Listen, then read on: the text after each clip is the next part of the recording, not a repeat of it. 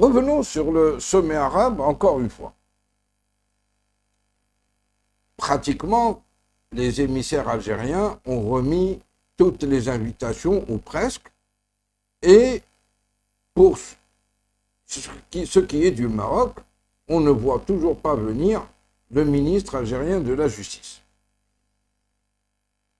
Il était prévu qu'il devait remettre des invitations aux chefs d'État de 3 pays, l'Arabie saoudite, la Jordanie et le Maroc. En Arabie saoudite, il a remis son invitation, il a été reçu non pas par le roi d'Arabie saoudite, le serviteur des lieux saints, le roi Salman, ni par son prince héritier. Bon, il faut rappeler que le prince héritier était peut-être occupé dans la négociation des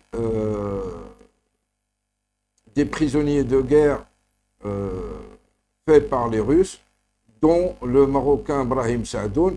Et je pense qu'une fois de plus, cette intervention du prince héritier saoudien Mohammed Ben Salman vient illustrer aussi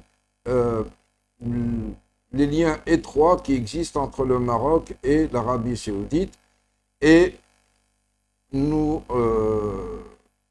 félicitons la famille pour avoir pu récupérer leur fils et espérons que ce genre de situation ne se reproduise pour aucun Marocain. Je disais donc que le ministre algérien de la Justice a remis l'invitation à l'Arabie saoudite. Celui qui l'a reçu, c'est le ministre d'État, ministre des Affaires étrangères. On ne sait pas encore s'il l'a remis, mais on suppose que, puisqu'il a été en Arabie saoudite, il a dû faire un crochet rapide par la Jordanie.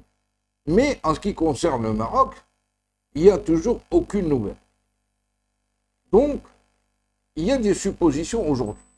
Et ces suppositions sont sont à placer dans un contexte beaucoup plus large, qui est que pratiquement, ça fait une semaine, que les médias algériens s'en donnent véritablement à cœur joie en faisant du Morocco bashing, mais vraiment d'un niveau exécrable, puisque tout y passe.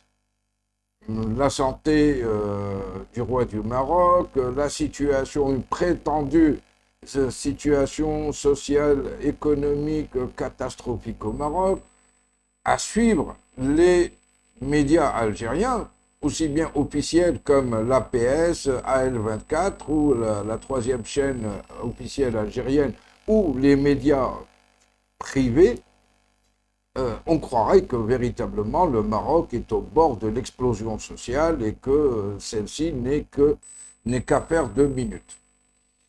Donc, il y a ce bashing-là. Il y a aussi, et on revient à ce fameux youtubeur londonien qui, lui, a fait dans des insultes, mais alors vraiment vomitifs. Est-ce que le pouvoir algérien ne cherche pas, par tous les moyens, à éviter que le Maroc n'assiste à ce sommet ou que, tout au moins, la présence du roi du Maroc, la présence du roi Mohammed VI à Alger, semble être devenue pour eux un véritable cauchemar, mais un cauchemar au quotidien.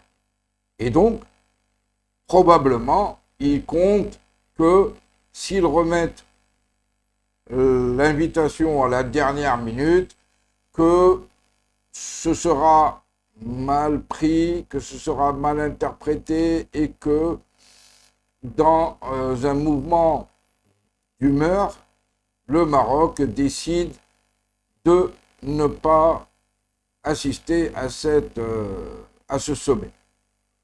Ben, je crois que tout simplement, nos chers voisins algériens se trompent lourdement, puisque le Maroc ne gère aucunement ses dossiers, encore moins le dossier principal de son intégrité territoriale, par l'émotion, mais bien plus par la raison, et c'est ce qui fait que le Maroc a engrangé une multitude de victoires qui sont suivies et qui aujourd'hui s'illustrent notamment d'abord par la reconnaissance américaine de la souveraineté du Maroc sur son Sahara, mais aussi par le nombre de consulats et consulats généraux qui ont été ouverts dans les villes de Laayoune et de Dakhla, et aujourd'hui on en est pratiquement à la trentaine.